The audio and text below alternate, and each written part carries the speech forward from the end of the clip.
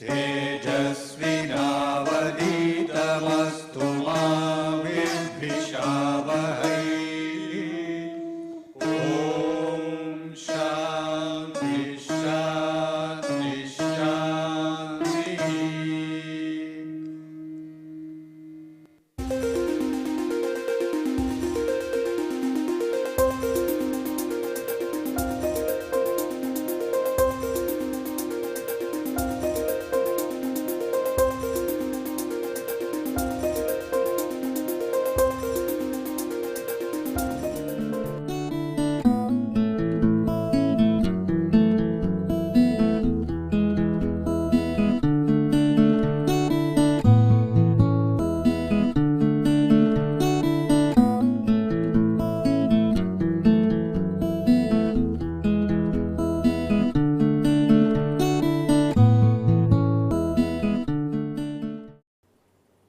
Today we will continue with our discussion on interpolation. So, we are again discussing interpolation.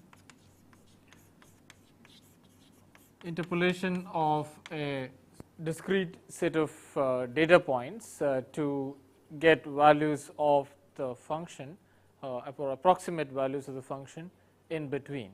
We saw that if you have a set of data points given like in this blue curve, blue points here, okay, this set of data points, and then I could actually draw two set of lines through this, one set which goes through on the average through all the points, another set actually touches all the points. So, the red curve here is what we would call a fit, and the blue curve and the black curve here which goes through the blue points is what we would call an interpolating curve.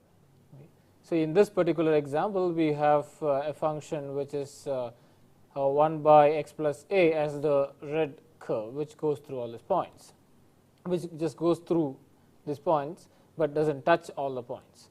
But while this is a more realistic approximation of the curve, but again I warned in the last lecture that this interpolating curve which goes through all the points is still an approximate function. Okay, it is not the real function. And then we looked at in particular a form of interpolation called the Newton's method, Newton's form. Okay. So, it was Newton's form which we saw, okay, and then we wrote what is known as the divided difference method to actually write down the formula. So, in the divided difference method we had a set of values for the variables x0, x1, x2, x3. Okay, so, that is the independent variable, and then you have the function values at these points as f0, f1, f2, f3, and then we constructed a polynomial of this form. Okay. So, this is the Newton's form of the polynomial which we wrote, okay, which goes through all the x0, x1 and all the points up to n. Okay, so, this is the form of the Newton's polynomial. So, we wrote x minus x0 into f of the square bracket x0 x1. So, this is actually the coefficient of this term, and this is the coefficient of the next order term, and this is the coefficient of the nth order term, etc., n minus 1th order term, etc. Now, to determine these coefficients we use the divided difference which I just mentioned, okay, and wrote on each of these coefficients as f of x0 x1 as f1 minus f0 by x0 x1 minus x0, and then we constructed this first order divided difference between all these points and all these function values at f1 minus f0, f2 minus f1 divided by x2 minus x1, f3 minus f2 divided by x3 minus x2, etc. And then as a next term we constructed further divided difference. Okay. So, the first divided difference, and then we had the all the first divided difference is given by this form, that is in general it is xs xt, this will be ft minus fs by xt minus xs, that is the definition of the first order divided difference, and the second order divided difference, as I said, is given by the difference of the first order divided differences, that is f x1 x2 minus f x0 x1 divided by x2 minus x0 gives you f of x0 x1 x2. So in general we had f the nth order divisor difference, or n minus 1th order actually. So it's going x0 x1 to xn as the n minus 2, the difference of the n minus 2 order divisor differences, that is f going from x1 to xn, x0 to xn minus 1 divided by xn minus x0. So that's the way the divisor difference table. So to summarize, the table would be given something like this. Okay, we said it is, this is, we saw this in the last lecture, that this is, we have a set of data points x0, x1, x2, x3, x4, and then we had the function values as f0, f1, f2, f3, f4.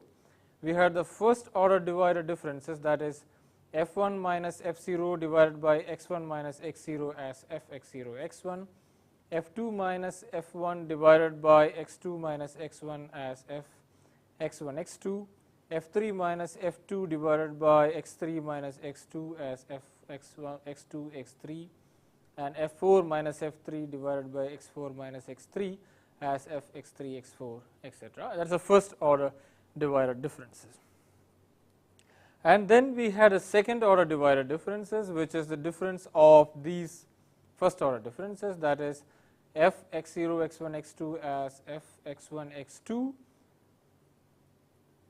minus f x0 x1 divided by x2 minus x0, and f x2 x3 minus f x1 x2 divided by x3 minus x1 is given by this, and f x3 x4 minus f x2 x3 divided by x4 minus x2 is given by this. And then further divisor difference is given by this, and then you can have one more term, which is the difference between these two divided by x4 minus x0. That will be the last term on this. So once we have the divisor difference table, we can construct the polynomial which we saw as which we just now saw. So we will have the Newton's form polynomial given by Pn of x as we just saw as a0 plus x minus x0 into f of x0 comma x1 and f of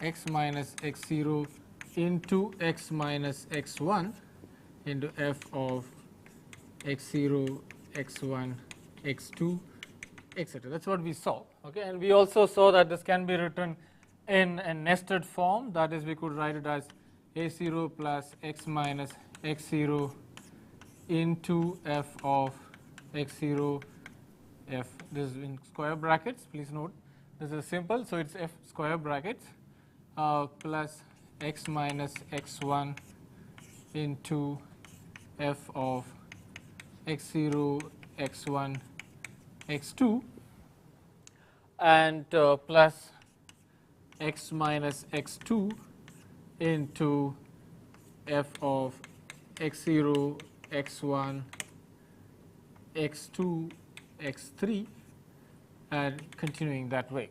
We could write it in this, and this is easier to implement numerically. So there are other forms of this same polynomial. We also saw that given a set of n points, the polynomial which goes through that is if you given a set of n points from starting from 0 to xn minus 1, the polynomial of order n minus 1 which goes through all these points is a unique polynomial. But this is one of the forms. There are many other forms of writing the same polynomial. Okay, but the polynomial is unique, but you could write it in different ways. So here is a problem which we would see how we would see later towards the end of today's lecture, that we would see this thing being actually being implemented, and we will actually construct the Newton's form polynomial and use the divisor difference to construct a polynomial which goes through all these points.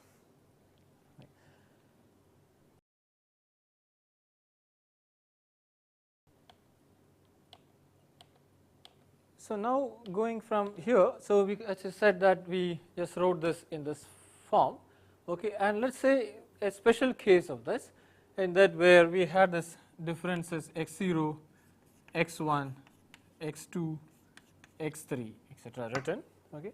And let's consider a case where x0 minus x1 or x1 minus x0 is same as x2 minus x1 same as x3 minus x1. That is, we could write any nth order or object as any nth order position as x0 plus simply n times some interval h.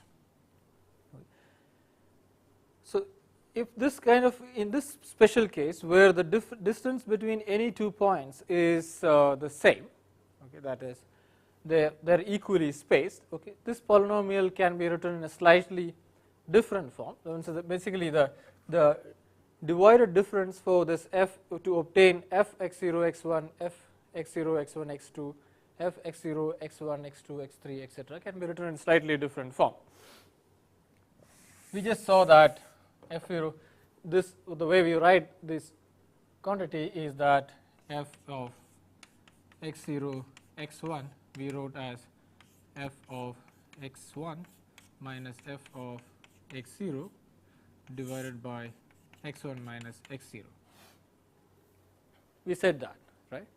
And we would say that the same first order difference as x1 x2, the first order differences as f of x2 minus f of x1 divided by x2 minus x1. But x1 minus x0, x2 minus x1, they are all the same. Okay, they are all equal to h. Okay, some equal interval h. So we don't need to write this in the difference table, and we could just put that into this function here, in this part here. So if that is true, that is, and then I would have f of x0, x1, x2. You remember, is we were writing this as f of x0, sorry, x1, x2 minus f of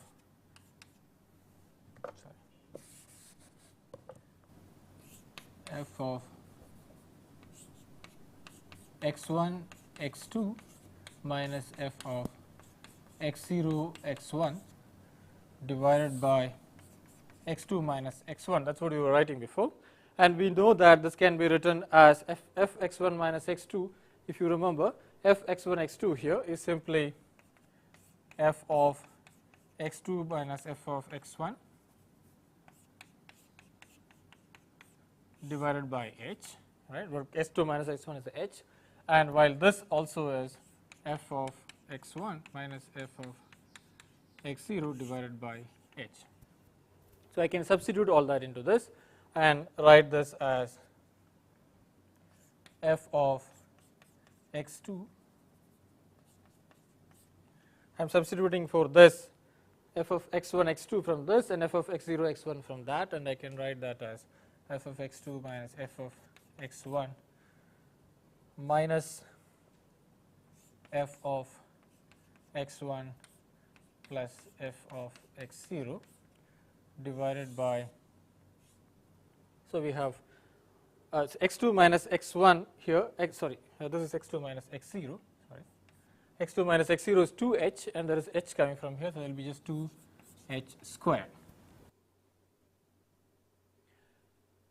So we can rewrite this thing in a slightly different fashion, and we can simplify it. We can write it as f of x2 minus 2f of x1 plus f of x0, and we can substitute that here. So when you substitute that, these formulas for f of x0 x1 and f of x0 x1 x2 using these functions, and we write them here, we can write it as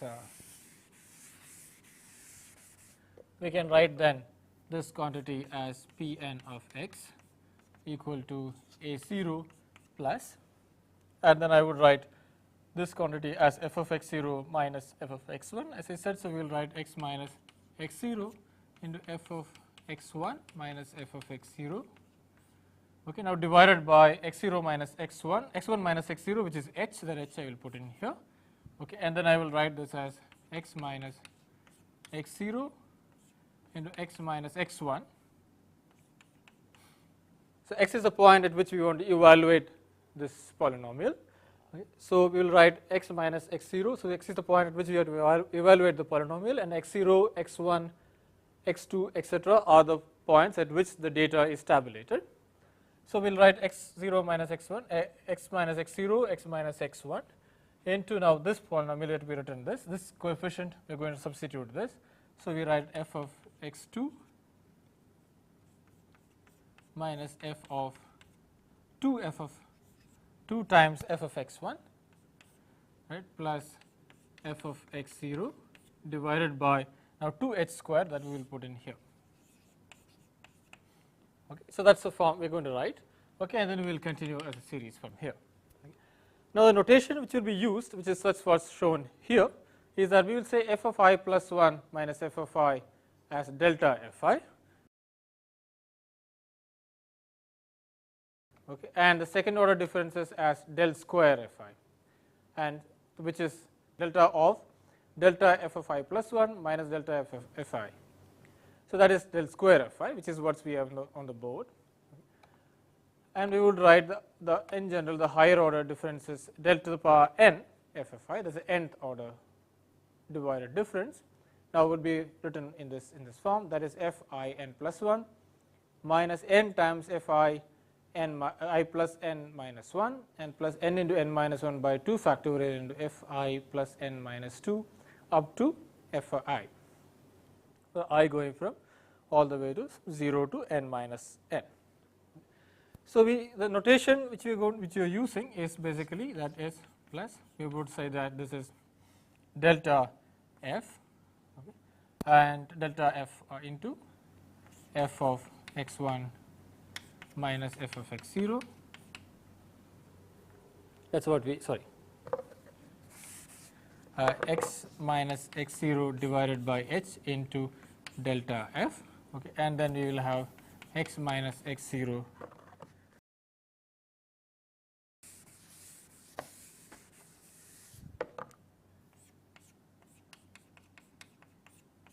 divided by 2h squared into del squared f, and we will continue the series in this fashion. Okay. So we would call this as, if I call x minus x0 by h as s, okay, then I can, and then I will introduce this new notation which is x minus x0 by h, we would call that as s. Okay. Then I can show by just rearranging the data here, rearranging the points here, that p n of x can be written as a0, which is f of x0, which is actually f0, right. So with this f0 plus we write this as f of x0 plus s into delta f plus s into s minus 1 by 2 into del squared f, and we can continue writing this in this form. Okay. And we would write at the end as s into s minus 1 into s minus, so we can write the last term would be s into s minus 1 into s minus of n minus 1 all divided by n factorial times del n of f. So that is what we would see here. So I can finally write the whole polynomial in this fashion. Okay, so that's what I written on the board now. Okay, that is f0 plus s delta f0, s into s minus 1 by 2 factorial into del square f0. Next term would be s into s minus 1 into s minus 2 by 3 factorial into del 3 f0, and I'll continue up to s into s minus 1 by s minus n plus 1, that is s minus of n minus 1 divided by n factorial del n f0. So remember the notation which you use here is s as xs minus x0 by h with h given by delta x, the uniform x value. Okay, so that is xs here is the point at which we want to evaluate the polynomial. Okay. So what we used here on the board is that we evaluate the polynomial at x, okay, and we have x0, x1, x2, x3 as the point at which it is tabulated, and we use x minus x0 by h as s, and then I can write the polynomial as of order n, as n minus 1 in this case, as p n of x as f of x0 plus s delta f plus s into s minus 1 by 2 del square f, etc. This is for when where h here is, remember, h is equal to xi plus 1 minus xi. Okay, that is equally spaced data. So now this form of the polynomial is known as the Newton-Gregory forward polynomial, and we would again see the implementation of this in a program, okay, in a short while. So now there is, as I said, that the polynomial is unique, but there are many ways of writing this polynomial. Okay. So, and we saw one way of writing this, and this is called the Newton's form. And we write this for particular form because it's easy for analysis. For example, if you want to get an estimate for the error in the polynomial, as I said, even though this polynomial function, it passes through all the points, all the n points which you tabulated, it still is an approximate function of the real data. So the question is, what is the error in this approximation? And that can be estimated in this particular form, and we will also see that error estimation in a little while. But there are this, however, this particular form is a little difficult to implement in a code, because we need to evaluate all these coefficients f of x0, x1, f of x0, x1, x2, etc. Even though there is a systematic way of doing that by using the divided difference method, it's still rather cumbersome. So we can use a slightly different form of this. Instead of writing this polynomial in this fashion, we could write this nth order polynomial in a slightly different way, and that's what we would see in the Lagrange interpolating polynomial form. So we will see that now.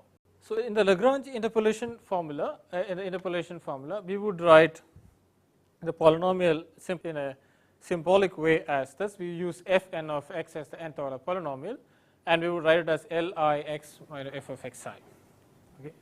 So function evaluated at xi into some coefficient Li of x. Actually, it's not a coefficient; it's some other function Li of x. It's also, this is evaluated at the point x where we want to evaluate the polynomial is.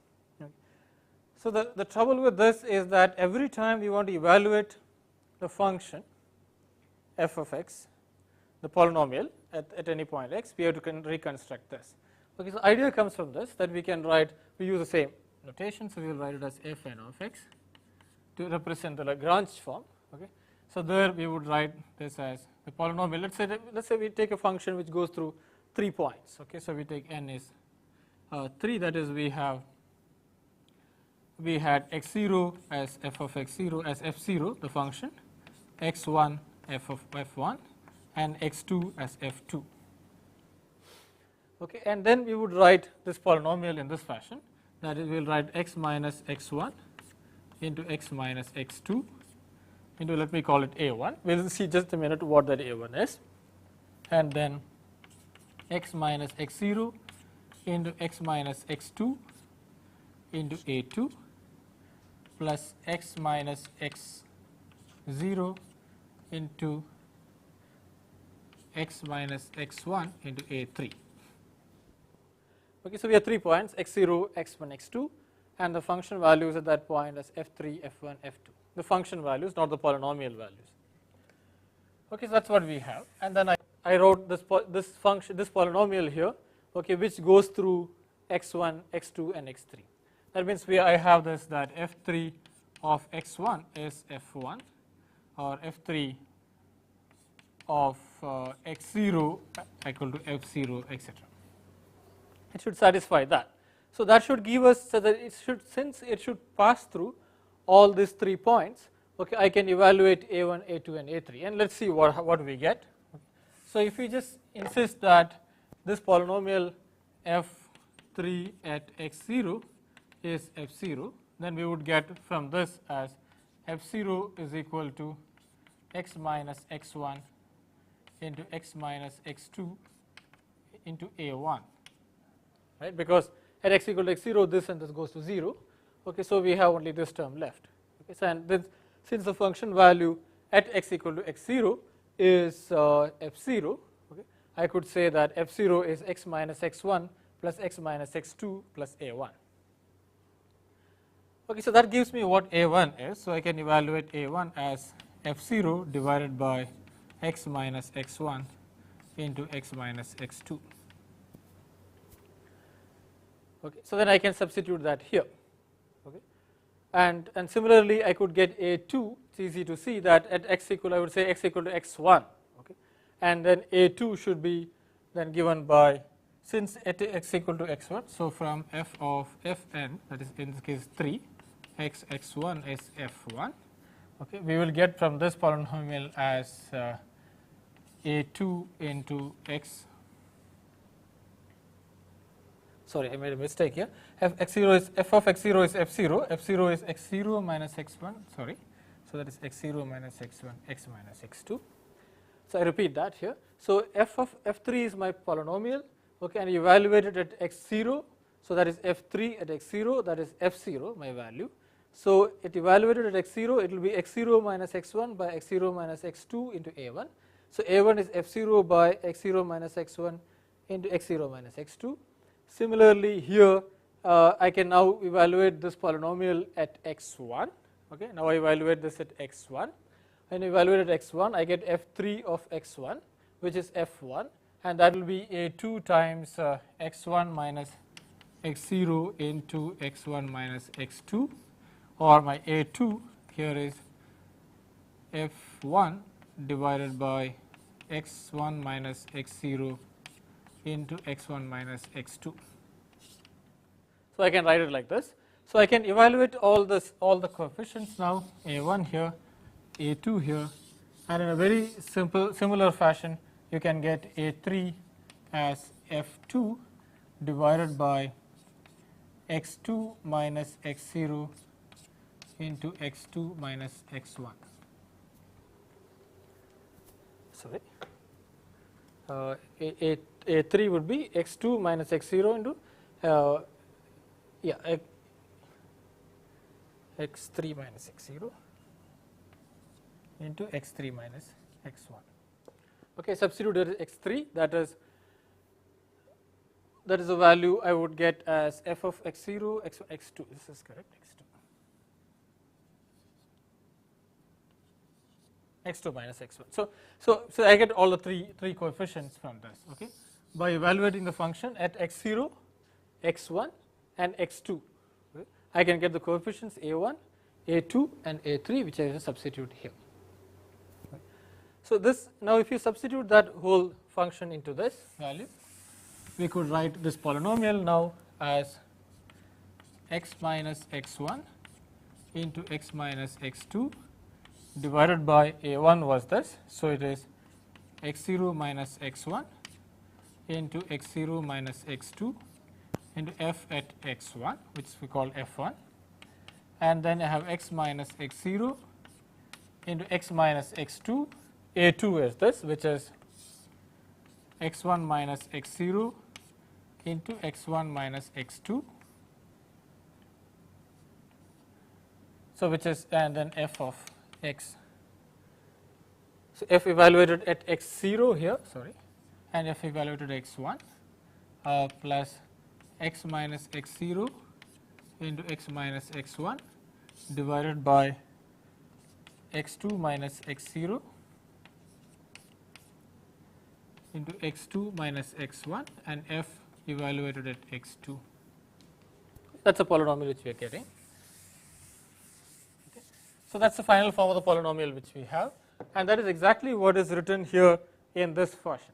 Okay. So we have it is written as, so in this particular case we would have n equal to 2. Okay, that is going from 0, 1, and 2. Okay, and we will have, so you can see what Li of x would be. So Li of x is basically representing these functions. Okay, that is what this would be, what I would call as now L0 and L1 and L2. Okay, so then I can write this as sigma Li of x. It's a function of x, as you can see, into f of xi.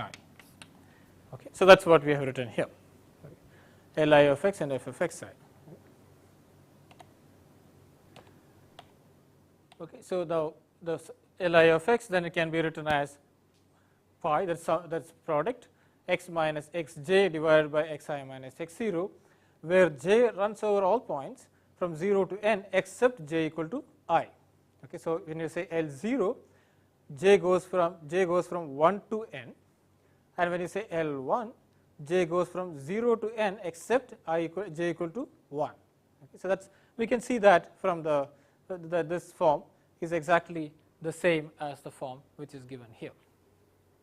Okay, so when you take the L0, for example, okay, we are finding the product between x minus x1 divided by x0 minus x1 into x minus x2 divided by x0 minus x2.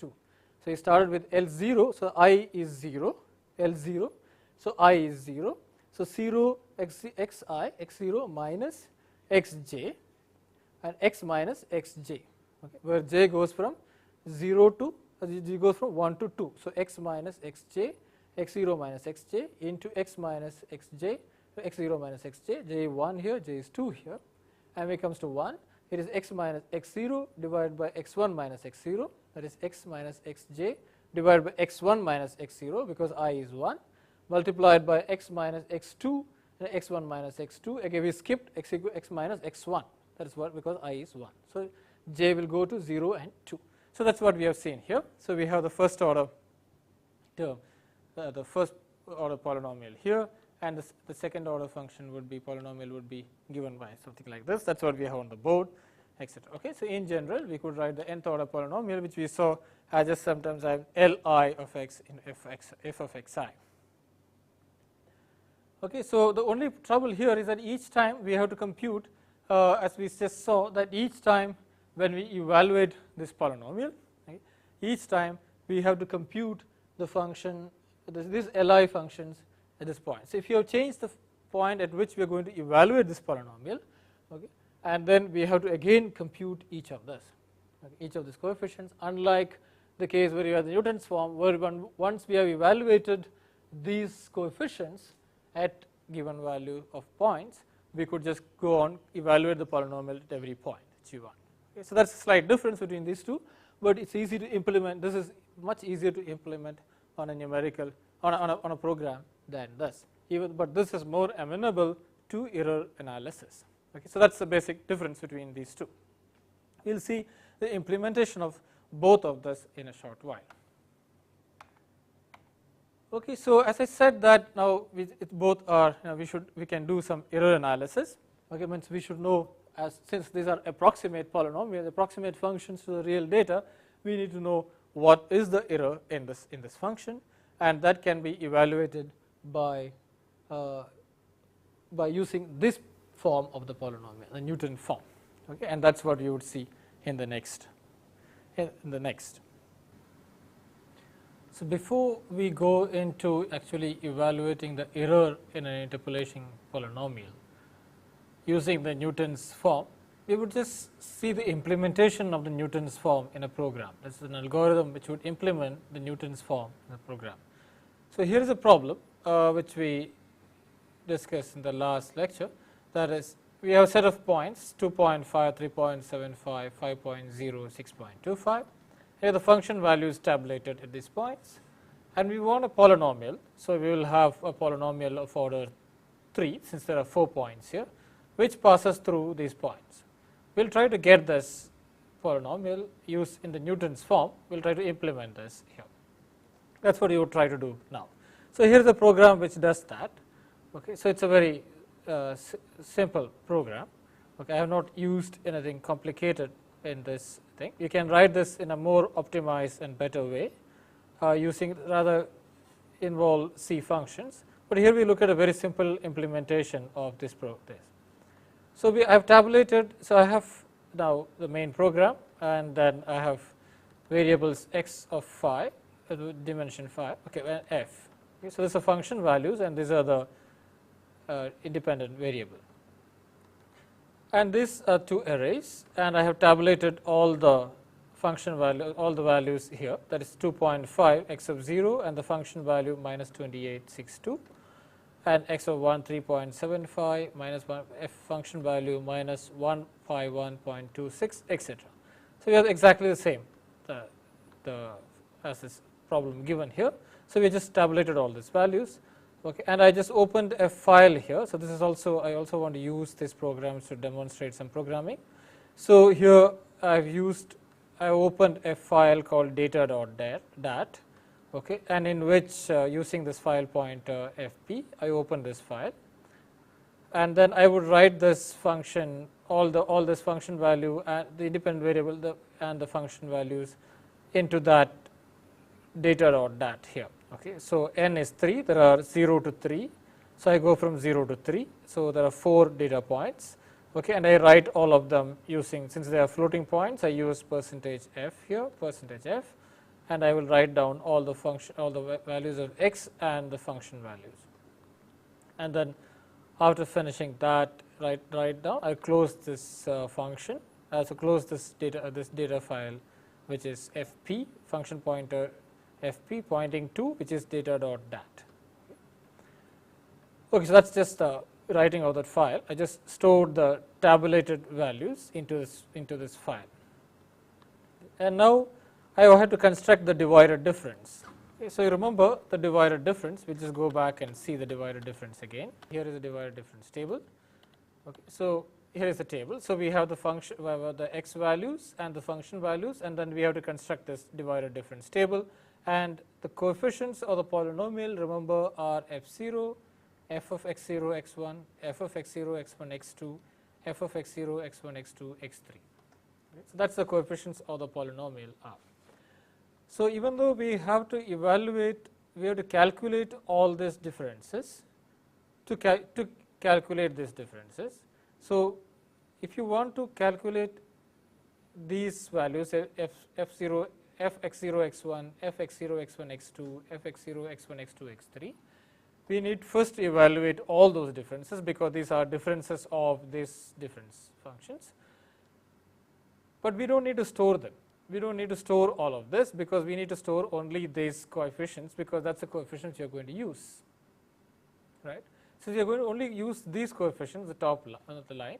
Okay, we don't need to store all these values, but we need them as intermediate points. Okay. So, we need only need the top points. So, that's what we see. So, this program just demonstrates how we actually do this. Okay. So, we have, so I call them, I have this functions here. Okay. So, there is f value, right. I have the function itself tabulated in this array, right. So, this function itself is not important to me once I have computed the function values at different points are not important to me after once I have calculated the coefficients of using the divided difference. So, I can use this same array here, okay, to store the coefficients of the divided difference, or the divided differences are stored into this particular array itself. Okay, that's what we are doing here. Okay. So, I compute the first. So, I have two loops here, one is j and I. Okay. So, the j is the outer loop and I is the inner loop. Okay. So, we go first level. So, these calculations are done using the I loop, and the j loop shifts me from this calculation to these calculations, and then to this, and then to the last one. Okay. So, what I am going to do is, as you can see, as I choose j equal to 0. So, that is the first level of computation, and then I run I going from 0 to n. Okay. I go from 0 to n, j is 0, I go to 0 to n. So, I will take 0, n in this case is 3. So, I get 0, 1, 2, 3. And then I take the difference between this f1 minus f0 and divided by x1 minus x0 and store it in, that gives me this, which I store basically inside f0 itself. Okay. So, that is what the point is. Okay.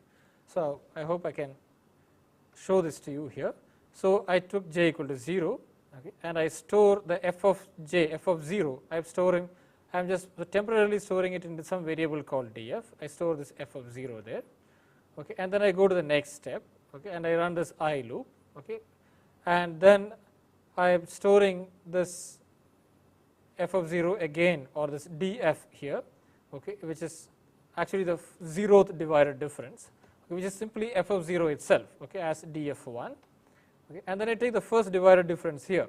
So j is 0, remember, and I is 1. So I take f of 1 minus f of 0. J is 0, I is 1. So it is f of 1, I is 1 here, f of 1 minus f of 0 divided by x of 1 minus x of 0. That I have, now I put that into a variable called df, the first divided difference of the first points, okay, f0 and f1. And this line is executed only if I is greater than 1. Since I is not greater than 1, we ignore it now. We go back here, and now I is 2. Okay. So when I is 2, we come back here, and now this value which we computed, that is f1 minus f0 divided by x1 minus x0, is now stored into df1. Okay. And I compute here now, since I is 1, j is 0, I is 2, j is 0, so it's f2 minus f1 divided by x2 minus x1. I is 2, so j is 0, so x2 minus x1. So that is the first divided difference between the second and third variable. Okay, that is 1 and 2. Okay, that is second and third variable. So that is the second divided difference. And now since I is greater than 1, so that df1 is now stored as f0. Okay, remember I is 2 here, I is greater than 1. J is 0, so I is 2, so f1. Now I have used the function value f1, which I don't need anymore. I use that point f1 to store df1, which was f1 minus f0 divided by x1 minus x0. So I hope this is clear. So we are what I have just done is the following. I have computed f1 minus f0 divided by x1 minus x0, and I stored it in a temporary variable, and then I used f2 minus f1 by x2 minus x1, and once I have done this second computation, that is f2 minus f1 divided by x2 minus x1, I don't need f1 anymore, okay, because I have done f1 minus f0 by x1 minus x0, and I have done f2 minus f1 by x2 minus x1, so I don't need f1 anymore. So I use that f1 to store this particular variable into that. Okay. So I store f1, in f1 I store this. Now similarly in the next step, as I go over in the I loop here, as I go further in I loop, okay,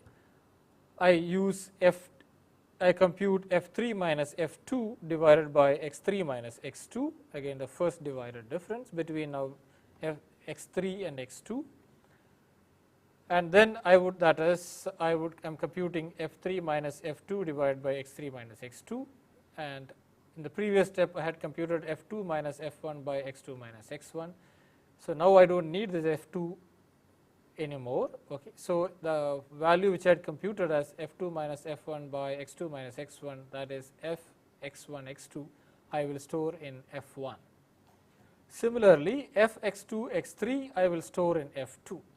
So at the end of the first I loop, okay, I have now f0 and f1 storing f x0 x1, f2 storing f x1 x2, and f3 storing f x2 x3. Okay. And since n is only 3, or if I have n equal to 4, and f4 will store f x3 x4. Okay. So that is what I will have. So I have f0 and first divided differences stored into this variable. Okay. So that's what this program basically doing. Okay. So I don't need to have this is important because we will be using a large number of data points at some point. So this is only for n equal to 3, but we will be doing for a large number of data points later, and we cannot have an array storage for storing for every intermediate divided difference, which is not needed. Okay, we don't need to use that data point, so we don't need them. So we don't use those intermediate divided differences, so we don't need to store them. Okay, so here we are using the function itself to store the divided differences. And then we go to j equal to 1. Okay, that is the second divided difference. Okay, and again we do exactly the same thing. So see here. Okay, so now j equal to 0 to n minus 1 is what we are going to go here. Okay, so when j equal to 1, now we are computing the next divided difference. Now you remember I can use exactly the same functional form here. I don't need to change when j equal to 1. I don't need to change this program because this part, because now my f is the first divided difference. Okay. Now my f is storing the first divided difference, okay, and so I can use that f itself to compute the second divided difference as the difference between the first divided differences. Okay. So that's what is done here. Okay. So when j is 1, so now again we go from I equal to 1 to n minus j. Okay. Remember, I start from I equal to 1, okay, and f of 1 is storing my first divided difference, and then f of 2 is the first divided difference between points 3 and 2, and f of 3 is storing between 4 and 3, etc. Okay, sorry, 3 and 2, etc. So I can use this thing here. So I just use I equal to 1, and then now get f of 2. So j is now 1. So I can take f of 2 minus f of 1. J is 2 now. I is 1. So j is 1 now, and I is 1.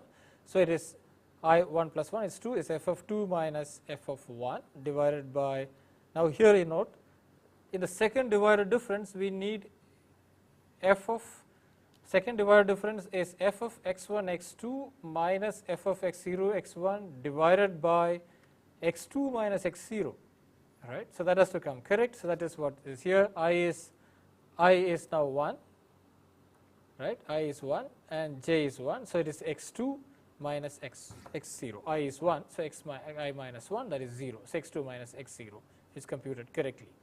Okay. And then we go to I equal to 2, right. When I go to I equal to 2, again I will do now f3 minus f2 divided by, again note, it is I is 2, j is 1, so x3 minus x1. The difference is 2 here, x3 minus x1, etc. And again I am storing them, I am going to store them in the second or divided differences into the same function. Okay. So now what will I store into? Now I greater than 1, when I is 2, I greater than 1, so I go here, and now my f2, right, I is 2 here, j is 1 and j minus 1, so this is f2. So f2 will store now the second divided difference between the first two divided differences. Okay. So f1 is not touched.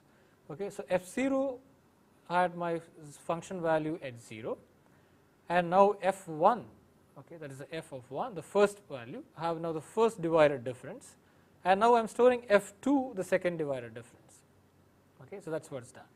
So remember here, I just go through this again. Okay. So I had f1 minus f0 divided by x1 minus x0 stored here and into this f1, and f2 minus f1 by x2 minus x1 stored into f1, f3 minus f2, sorry f2, f3 minus f2 minus divided by x3 minus x2 was stored into f3. Okay. So then now I am going to compute the difference between these two, that is f of x1 minus x1 x2 minus f of x0 x1 divided by x2 minus x0. Now where will I store that? I will store that into f2. That is what I am doing. Okay. I am storing this divided difference into f2 because f1 is storing this one which I need, which is my coefficient, right, which is my coefficient of the polynomial. Okay. So this is the coefficient of the polynomial, this also I need, this also I need. Okay. So that is stored here. So the difference between these two is stored here, and the difference between these two is stored here, f3. Okay. And now we go to the next step. When I go to the next step, okay, that is j now takes a value in this program, j now takes the value 2. Okay. So j0 is done, j1 is done, j2 it takes. Okay. So then again we have the function values to evaluate, and now j is 2. So we now when I is 1 means we are going to do f3 minus f2. Okay. So notice that now we have only these three left, these two left, right. So we are going to do f3 minus f2. That is what you are going to do now. Okay. So again, so j, now I loop now goes from 1 to n is 3, j is 2, so only 1. I loop is only 1 to 1, that is only 1. Okay. Because there is only one value is divided, which is left, which is f3 minus f2. Okay. Thus that will be divided by x3 minus x0. Okay. So that is our last coefficient. Okay. So we remember we had only 0, 1 and 2, 0, 1, 2 and 3 we had. We computed, we have the function values as f0, f1, f2, f3. We computed the difference between these first differences and we stored them as f1, f2 and f3.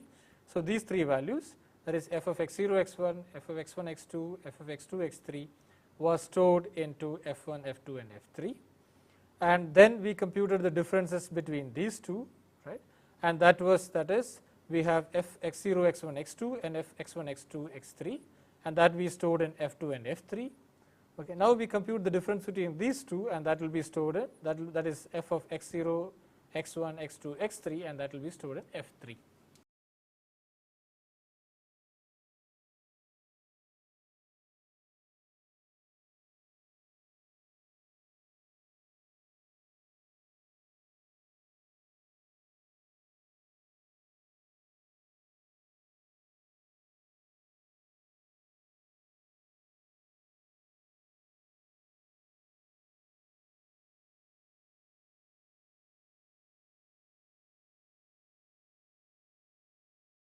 So that's the program. Okay, so the program uses the array which stored the function value to store the divided differences, intermediate divided differences, which at the end will become just the coefficients of your Newton's polynomial. Okay, so that's what we have done. At the end of this ji loop, okay, at the I and j loop, we will have all the f values storing those coefficients f1 and f0, f1, f2 and f3. So that's what I printed off here. So I just want to print out here in this statement, printf, it will print it on the screen, okay, the j values, okay, and the corresponding polynomial, the coefficients of the polynomial. We'll just print out that. Okay, and once we have that, okay, so we'll just see that first here. Okay, we can just print that out. So we compile this program, and then we'll print that out. So now that's the coefficients. Okay, the coefficients are 0, 1 and 2. Okay, so I just use them here to show that. Okay, so 104 minus 71 and f4. So that's the function values f0, f1, f2 which we would use. Okay, so basically we would use f0, f1 and f2 to construct our polynomial. Okay, that's what we'll be doing. So we'll see that. So once we have that polynomial thing, okay, so now we have used the nested form. Okay, so you remember the nested form which we wrote down. Okay, so we are going to use that nested form to compute that. That is, we have the function value to be evaluated. Now I'm going to evaluate the function values from 2.6 to 6.25 at steps of 0.2. That's what this says, right? So there I have a variable, floating point variable called x1, which starts from 2.1. and it goes up to 6.25, x1 less than or equal to 6.25 in steps of 0.2.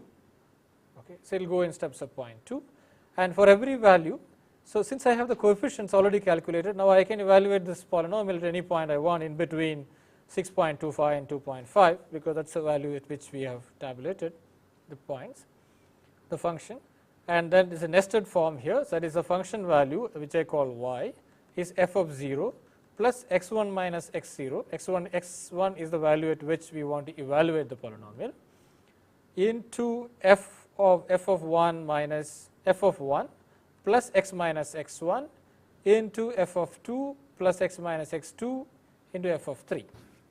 Okay, so that's what we are going to print out. Okay, so we have this polynomial here. Okay, and you remember this is a nested form. Okay, which we have written, that is f of 0 plus x minus x1, open a bracket, then f of 1 plus x minus x1, open another bracket, okay, that is here, and then f of 2 plus x minus x2, and multiply that by f of 3 and close all the brackets here. Okay, and I am printing out these values here. Okay, so I am printing out the values x1 and the function value. Okay. So we are printing out this into a file. Okay, I have opened a file called newton.dat here using the file pointer fp. Okay, and I print out, I am putting all this function value and the point at which we are evaluating the function into that file. Okay, and now we will just plot this file to show you how that is. So what we do is we will plot this value, this data file called newton.dat, which has our interpolated values. Okay, and we will plot also this file which had our original given value. Okay, so we have two data files now called data.dat, which has the values given to you, and newton.dat, which has the interpolated values, and we will plot them and then see. Okay, that's what we are going to see. So I will use I have, since I have run the program, I have these two files created. Okay, now I'll just plot that and then show you. Okay, so now here is the plot of this thing. Okay, so that is a plot. Okay, it doesn't matter what the axis is. The axis is the function values.